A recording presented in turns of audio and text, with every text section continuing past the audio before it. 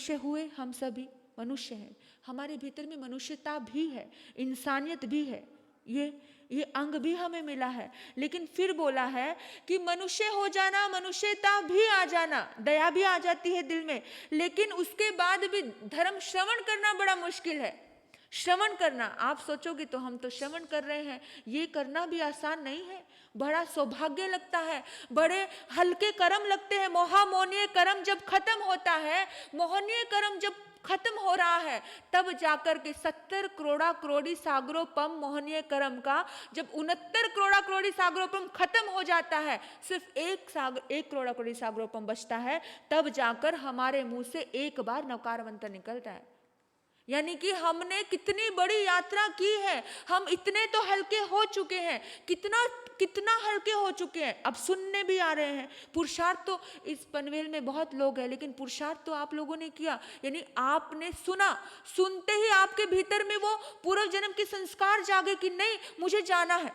नहीं तो आपके पास भी दुकान है, आपके पास आपका भी काम काफी टाइम से रुका हुआ था, आपको भी था कि नहीं नहीं मुझे कमाना है, लेकिन आपको पता है कि ये भी मेरी कमाई है, ये भी मुझे कमाना है, ये कमाई होगी तो ये कमाई होगी, है ना, धर्म की कमाई होगी तो अपने आप ही कदम चल के आते हैं। यानी परमात्मा ने कहा कि इतना दुर्लभ है सुनना, श्रवण करना आसान काम नहीं है, बहुत मुश्किल है, बहुत मुश्किल है। कैसे मुश्किल, पूरी जिंदगी निकल जाती है, इंसान सोचता ही रह जाता है, एक बार तो आगम का पाठ करूंगा, एक बार तो गीता का पाठ करूंगा, पूरी जिंदगी सोचता रह जाता है, एक बार तो गोदान करूंगा, लेकिन पूरी जिंदगी सिर्फ सोचता ही रहता है, कर नहीं पाता। सौभाग्य लगता है उसके लिए, किस्मत लगती है उसके लिए, बिना किस्मत के इंसान सुन नहीं सकता, सुनना बहुत मुश्किल है, बहुत मुश्किल है।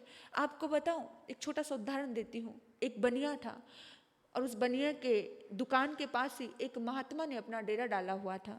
वो महात्मा हमेशा गीता का पाठ करते थे, आगम शास्त्रों का पाठ करते थे। वो हमेशा गीता पाठ चल रहा था, तो साथ में ना उसकी जिंदगी में कोई गुरु तो था नहीं, लेकिन अब उसे अपना कारोबार व्यापार बढ़ाना था, और वो हमेशा नाप तोल, अब देखो व्यापार में तो ये चलता ही है ना, आटे में नमक समाये जितना उतना झूठ तो इंसान बोलता ही है, लेकिन वो कुछ ज्यादा झूठ बोलता, और वो कहता कि मेरा गुरु है ना बराबर में, उसकी कसम खा के कह रहा हूं मैं बराबर कर रहा हूं सारा काम, मुझे इतना भी नहीं बचता, मैं प्रॉपर दे रहा हूं तुमको, मतलब ऐसे इस टाइप से बोलता था वो। मतलब जब भी कोई ग्राहकों को पटाता था, ग्राहक पटते थे। अब एक दिन महात्मा जा रहे थे और महात्मा ने सुन लिया, महात्मा को जैसे बोल रहे हैं मैं बराबर में मेरा गुरु बैठा है, मैं उसकी कसम खा के कह रहा हूं। अब गुरु की कसम खाएगा तो कोई भी इंसान सच मानेगा। अब वो महात्मा चले गए उसकी दुकान पे। उस महात्मा ने कहा क्यों भाई, तुझे गुरु बड़े सस्ते मिले, तू गुरु की कसम खा रहा है।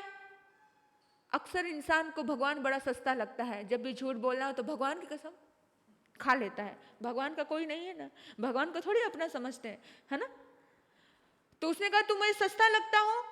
उसने कहा गुरुदेव ऐसी बात नहीं है, आप मेरे से गलती हो गई, कोई बात नहीं। देखो आप इतना तो हमारा सहारा बन ही सकते हो ना, हमारा धंधा कैसे चलेगा, हमारा व्यापार कैसे चलेगा आपके आशीर्वाद के बिना।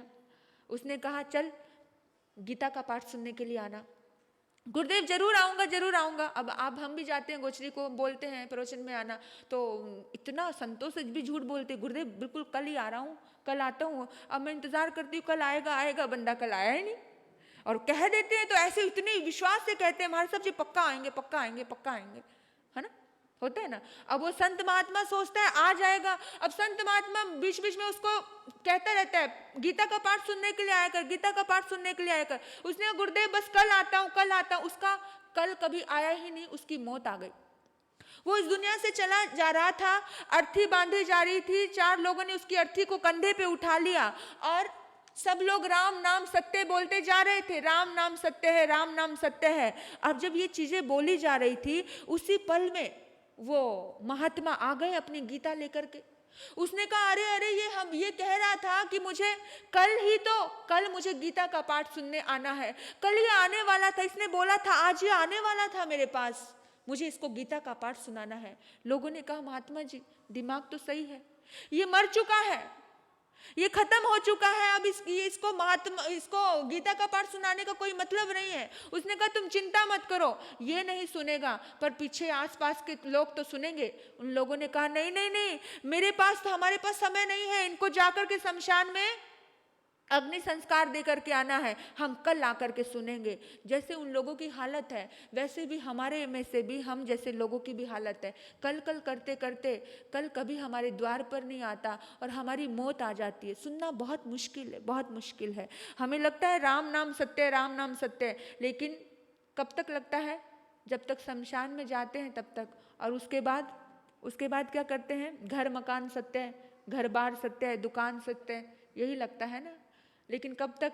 जिस दिन हम जाएंगे ना इस दुनिया से, उस दिन हमें पता भी नहीं चलेगा ये सारा घर, ये मकान, ये दुकान ठाठ सारे के सारे पड़े रह गए, धन खजाने गड़े के गड़े रह गए।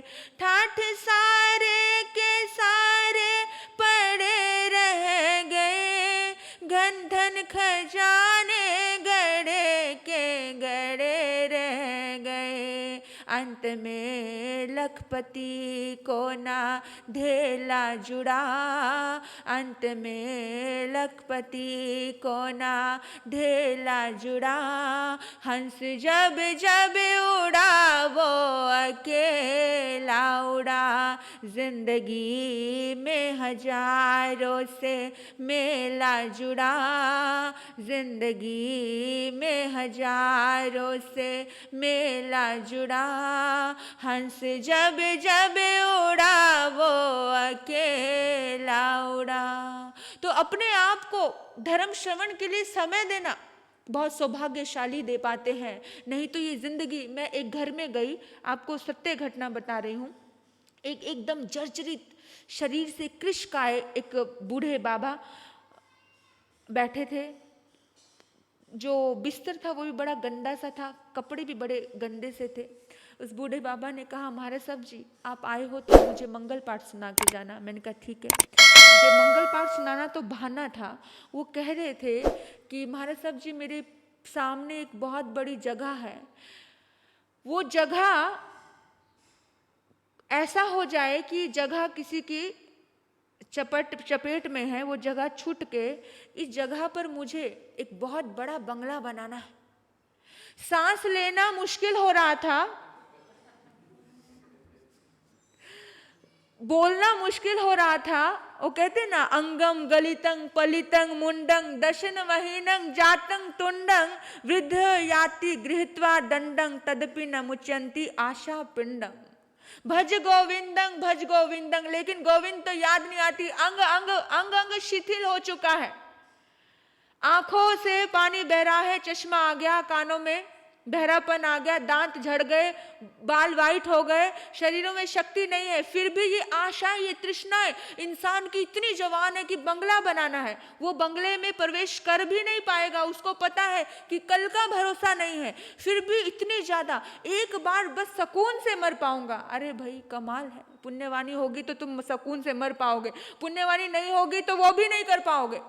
मरने के लिए सुकून से तो भी पुण्यवानी लगती है। इसलिए कहा कि जब बार बार सुनोगे, सुनते सुनते तो बड़े बड़े शैतान बदल जाते हैं। सुनते सुनते बड़े बड़े डाकू बदले हैं। सुनते सुनते कभी कभी इंसान बदल जाते हैं, इंसान बदल जाते हैं, शैतान बदल जाते हैं, कितने हैवान बदल जाते हैं। सुनते सुनते कभी कभी इंसान बदल जाते हैं। तो इंसान बदलते हैं सुनने से, हमारा मन बदलता है। जब हम बार बार कोई चीज़ सुनते हैं, धर्म श्रवण के लिए हमारी भावनाएं इतनी श्रेष्ठ हो जाती हैं, सुनने का हम पर बहुत असर होता है। क्योंकि ये दुर्लभ चीज़ है, ये साधारण नहीं है। धर्म स्थान पे बैठ करके हम कितना बोर हो रहा है, वो बोरिंग त्याग करके, वो बोरियत छोड़ करके आप इधर आ रहे हो, यानी आपका बहुत बड़ा नसीब है। आप कोई भी धर्म श्रवण कर रहे हो, बहुत बड़ा नसीब है। धर्म श्रवण करना बहुत मुश्किल है, दुर्लभ है, आसान नहीं है। आप देखो, एक समुद्र में, बहुत बड़े समुद्र में, उसमें एक राई का दाना डूब जाए, उस राई को, दाने को ढूंढने में कितना टाइम लगेगा? एक जन्म में ढूंढना तो बड़ा मुश्किल है, और बिना किसी दिव्य दृष्टि के ढूंढना तो मुश्किल है। एक मनुष्य के लिए ढूंढना बहुत मुश्किल है, एक राई का दाना उस समुद्र में ढूंढना बहुत मुश्किल है। इसी तरह से इतने बड़े 84 लाख जीवा योनि में ये मनुष्य जन्म इतना ही दुर्लभ है जैसे उस राई के दाने को उस बहुत बड़े, इतने बड़े सागर में ढूंढना मुश्किल है। और वो आपने ढूंढा है, वो हमने ढूंढा है, उस समुद्र में पड़ा हुआ वो राई का दाना हमें मिला है। सोचने की बात है कि श्रवण करना, धर्म श्रवण करना बहुत दुर्लभ है। उसके बाद भगवान देखो, आप सबकी बात है कि आपका मतलब कुछ लोग सत्संग भी सुन रहे हैं, मनुष्य जन्म भी मिला है, मनुष्यता भी है, ये दुर्लभ अंग हमें मिले हैं। लेकिन धर्म पे श्रद्धा आना बहुत मुश्किल है। सुनने थे, ऐसा थोड़ी होता है। अगर सुनने के बाद भी ये विचार आ जाए, ऐसा थोड़ी होता है। पता नहीं धर्मशास्त्र सत्य भी है कि नहीं है, श्रद्धा नहीं आती। पता नहीं ये सच है कि नहीं है, इसलिए हर दिन हर रोज प्रवचन के बाद ये बुलाते, तमेव सच्चंग निसंकं वाणी अमृत सार है। हे प्रभु, तुम सच्चे हो, तुम्हारी वाणी अमृत के समान है, उसमें कोई शंका नहीं है। हर दिन प्रतिपल यही बात बोलो। कम से कम गलती को गलती तो जानो, हम गलती पे हैं, हमसे इतना पुरुषार्थ नहीं हो रहा है, हमसे, हमारे भीतर में श्रद्धा नहीं है। लेकिन इतना तो भाव रखो, प्रभु तुम सत्य हो, लेकिन अगर मेरे अंदर श्रद्धा नहीं है तो वो मेरी कमी है। अगर किसी चीजों के प्रति, किसी बातों के प्रति मुझे श्रद्धा नहीं आ रही है तो मेरी कमी है। श्रद्धा होना, श्रद्धा आना बहुत ज्यादा मुश्किल है। और आपको बताऊं, आप सुनने आए हो तो कहीं ना कहीं श्रद्धा का बीज भी होगा। श्रद्धा से तो बड़े बड़े काम हुए हैं, आपको पता है, उदाहरण भरे पड़े हैं श्रद्धा से। एक उपसघहरंग स्तोत्र जब श्रद्धा से जपा जाता था तो देवता आ जाते थे। उपसघहरंग स्तोत्र, भगवान पार्श्वनाथ की स्तुति, देवता आ जाते थे। जब भी श्रद्धा से जपा जाता, ये नवकार महामंत्र, कि देवता आकर के आपके रक्षण करते थे। बड़े बड़े सेठ जाते थे व्यापार का काफिला लेकर, लेकिन अपने धर्म पे बड़ी श्रद्धा थी। चोर लुटेरे रास्ते में आते थे, लेकिन नवकार महामंत्र पढ़कर के चारों दिशाओं में फूंक मारते थे। तो श्रद्धा के दम पर उन चोरों को लगा कि चारों तरफ, उसकी झोपड़ी के चारों तरफ कोई सैनिक पहरा दे रहे हैं। वो 3 दिन से उस सेठ का पीछा कर रहे हैं, उस काफिले का, क्योंकि सेठ बहुत धन कमा के आया था। अब चोरों ने देखा कि इतनी दिन में तो इसके पास कोई सैनिक बहुत दिखते नहीं है, लेकिन रात होते इतने सारे सैनिक कैसे आ जाते हैं।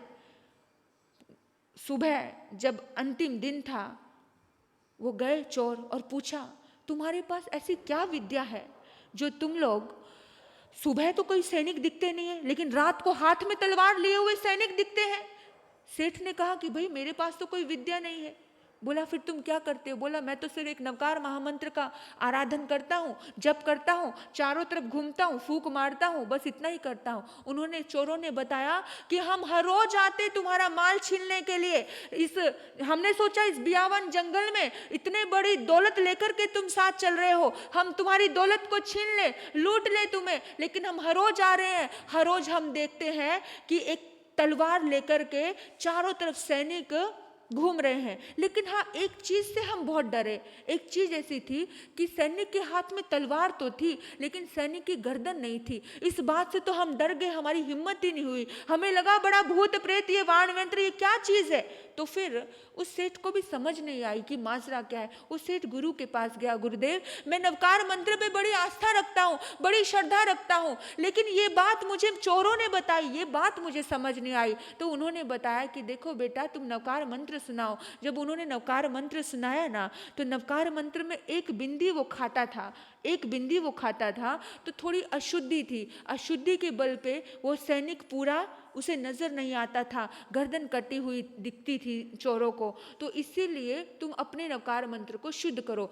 श्रद्धा थी, इतनी श्रद्धा से पढ़ा, आपने सुना होगा अंजन चोर का, आनंग तानंग कछु नहीं जानंग सेठ वचन प्रमाणम। वो चोर ये कहता है कि मैं कुछ नहीं जानता, जो सेठ ने मुझे मंत्र दिया मैं बस वही फेर रहा हूँ, वही पढ़ रहा हूँ, और सेठ उस चोर को देव गति मिलती है। आप विचार करना, सोचना कि किस तरह से मरा मरा कहता हुआ, मरा मरा कह रहा है वाल्मीकि, मुंह से दुनिया कह रही है कि इसने रामायण लिखी है, लेकिन ये मरा मरा बोल रहा है। ये राम का नाम क्यों नहीं ले रहा है? दुनिया बोलती है, लेकिन दुनिया कुछ भी बोले, वो भीतर में राम ही बोल रहा था। वो अंतिम समय में उसकी जुबान लड़खड़ा रही थी, उससे बोला नहीं जा रहा था, पर भाव महत्व रखते हैं, श्रद्धा महत्व रखती है।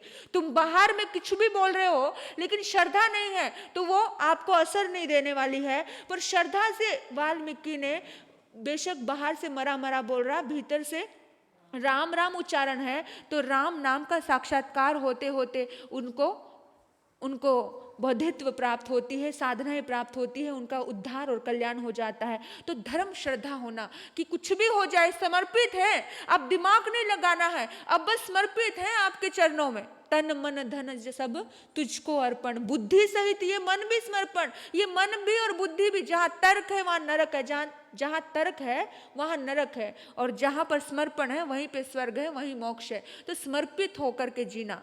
जब गौतम स्वामी समर्पित हुए, जब मीरा समर्पित हुई, जब चंदनवाला समर्पित हुई, तब फूल खिलते हैं। अगर दिमाग लगा लेते तो, अगर चंदनवाला के मन में थोड़ी भी शंका आ जाती, अरे ये कैसे भगवान है, ये मुझे देख करके जा रहे हैं कि मेरे हाथ में बेड़ियां है, मेरे पाँव में बेड़ियां है, मैं फिर भी बार बार अनुनय विनय कर रही हूँ, प्रभु आओ प्रभु आओ, लेकिन फिर भी ये आ नहीं रहे, ये निष्ठुर है, ये दया विहीन है। अगर ये भाव आ जाता तो क्या चंदना का उद्धार होता? बल्कि उसका तो और भाव बढ़ गया, वो रोने लगी, प्रभु प्रभु लौट कर मत जाओ प्रभु। ये श्रद्धा थी। अगर मीरा सोचने लगती मैं क्यों नाचूं, मैं तो राजघराने की हूं, मैं क्यों भक्ति में डूबूं, लेकिन मीरा ने नहीं सोचा, ये श्रद्धा थी।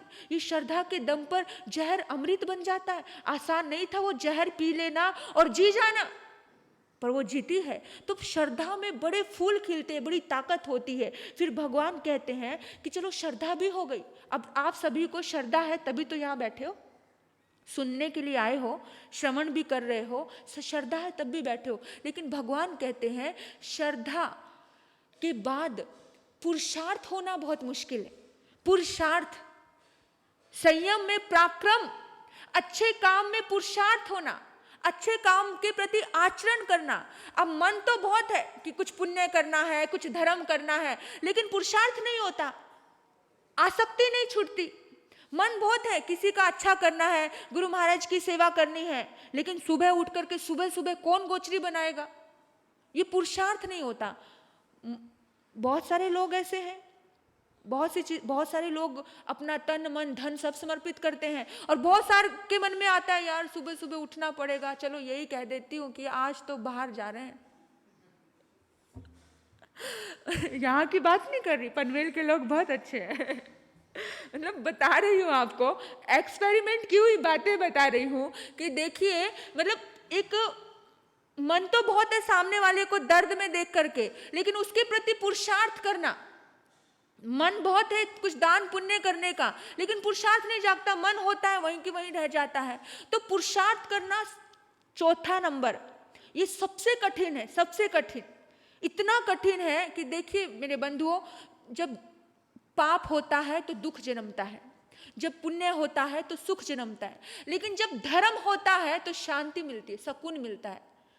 पुण्य और पाप, सुख दुख पुण्य पाप की देन है, लेकिन इससे ऊपर उठ करके धर्म है।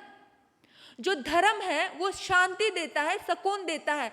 पुण्य सुख देता है, पुण्य आपको सुख देगा, आपको अच्छा गद्दा मिलेगा, आपको अच्छा आलीशान बंगला मिलेगा, अच्छी गाड़ी मिलेगी। अच्छा पुण्य क्या, किसी को भोजन करवाना, किसी को दान धर्म करना, किसी का वो करना।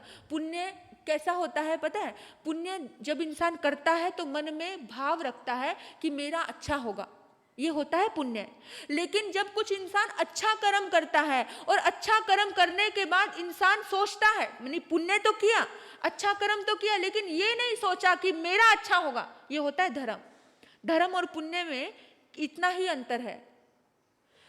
मैंने टेला किया, टेला करने के बाद मैंने सोचा कि मेरा अच्छा होगा, एक चाहत रखी, ये हुआ पुण्य।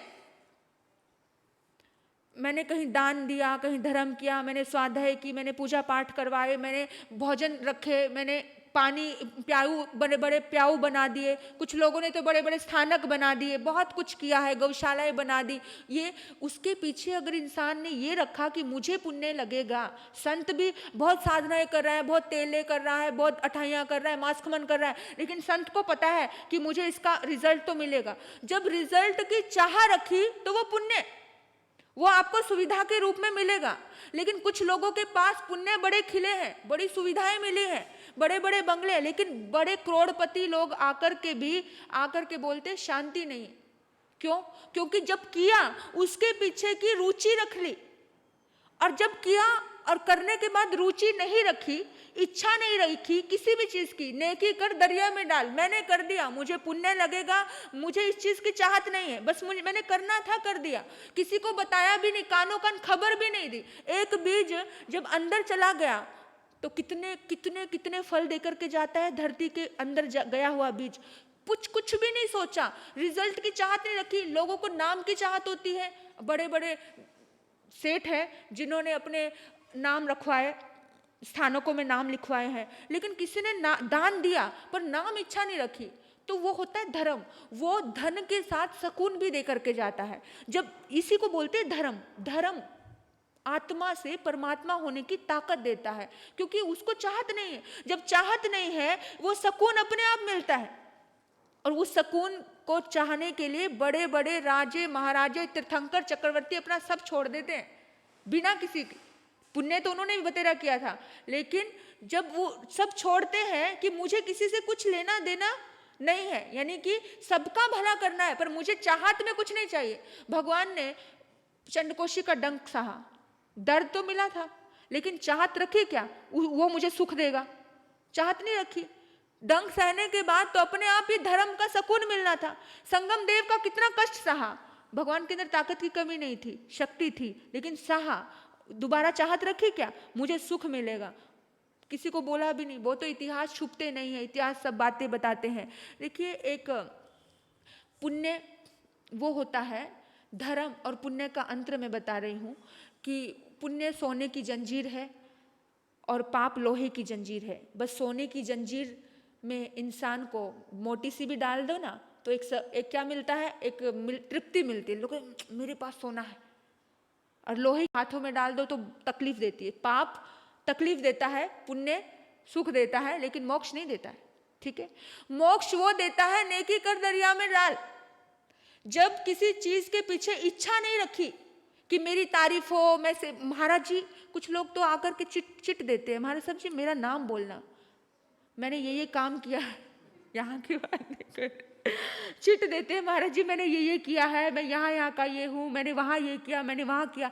अरे भाई, जितना गाओगे उतना ज़्यादा आपका, ठीक है पुण्य है, 4 लोग अच्छा कह लेंगे, पर गया आपका धर्म, गया आपका सकून। लेकिन धार्मिक व्यक्ति ऐसा नहीं चाहता है, समझे? तो धर्म सकून देता है, शांति देता है, आनंद देता है। बंगले के साथ शांति भी मिल रही है, बंगले के साथ आनंद भी मिल रहा है। एक अंदर में भीतर में एक अलग खुशी है, एक अलग खुशी। वो खुशी क्यों है? धर्म की वजह से।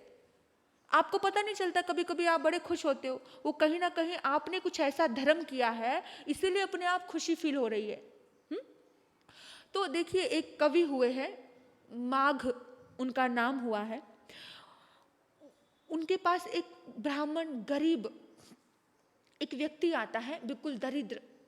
उसने आकर के कहा कि मेरी बेटी की शादी है और मुझे कुछ हेल्प चाहिए तुम्हारी, मेरी बेटी के लिए थोड़ा दान दहेज लेना है। और कहते हैं बेटी के हाथ पीले करने के लिए कुछ पीला पीला तो चाहिए, ऐसे तो बेटी के हाथ पीले नहीं होंगे। तो अब माघ जो कवि था वो बेचारा बहुत अमीर नहीं था, वो बहुत साधारण परिवार था उसका, बस 2 रोटी खा कर के इंसान जिंदगी चल रही थी। तो भी उसके मन में एक विचार आता है कि अरे भगवान ने मुझे पुण्य करने का, धर्म करने का अवसर दिया है। बहुत बड़े कवि हुए हैं माघ। उनके मन में विचार आता है कि धर्म करने का इतना सुंदर अवसर मिला है और चुपचाप मिला है। दुनिया तो मुझे बड़ा जानती है, मुझे बड़ी बड़ी सभाओं में निमंत्रण देती है, लेकिन आज कोई चुपचाप मेरे द्वार पे आया है तो मैं क्या दूं?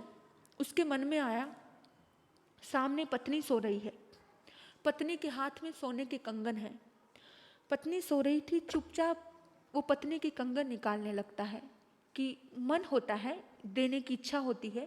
देने की इच्छा होना बड़ा बहुत सौभाग्य लगता है उसके लिए भी, क्योंकि दान भी त्याग का दूसरा रूप है। देने के लिए आसक्ति छोड़नी पड़ती है और इंसान को लगता है कि जो मैं दे रहा हूँ ना, वो मैं दे रहा हूँ, दे नहीं रहा, वो अपने लिए सेव कर रहा है। वो सेविंग बैंक में, पुण्य के बैंक में, धर्म के बैंक में सेविंग चल रही होती है, वो देता नहीं है। इंसान का भ्रम है कि दे रहा हूँ। तो उसके मन में, वो कवि था, समझदार तो था, बहुत ज़्यादा सद्बुद्धि थी उसके भीतर में। उसने कहा कि चलो अच्छा है कि मेरे पुण्य धर्म कुछ होगा, कुछ अच्छे कर्म होंगे। वो गया चुपचाप, पत्नी सो रही, उसके मन में चोरी का भाव नहीं था, चोरी नहीं थी उसने, लेकिन फिर भी एक बड़ा प्यारा भाव था, क्योंकि आखिर पत्नी भी तो उसी की थी ना, पत्नी भी उसी की थी। तो उसने कंगन जैसे निकालने की कोशिश की, पत्नी की नींद खुल गई। और जैसे ही पत्नी की नींद खुली, पत्नी ने कहा क्या कर रहे हो?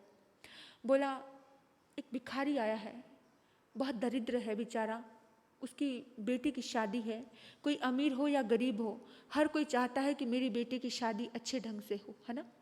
तो उसने कहा अरे बेटी की शादी है तो दोनों लेके जाओ ना, एक क्यों निकाला है? दूसरा कंगन भी निकाल करके दे दिया। ऐसी थी पत्नी कि इतनी सहयोगी थी, इतनी सहयोगी कि दोनों लेकर के जाओ और किसी को बोलना नहीं। उस मां कवि ने उस पत्नी को गले लगा लिया, तू तो देवी है, मुझे थोड़ा डर लग रहा था कि तू मेरी इस काम में साथ देगी कि नहीं देगी। तूने हर काम में मेरा साथ दिया, लेकिन आज अपने घर की परिस्थिति बहुत अच्छी नहीं है, तुझे लगेगा कि एकमात्र कंगन बचा है, तू वो भी दे रहा है, लेकिन नहीं, दे दिया।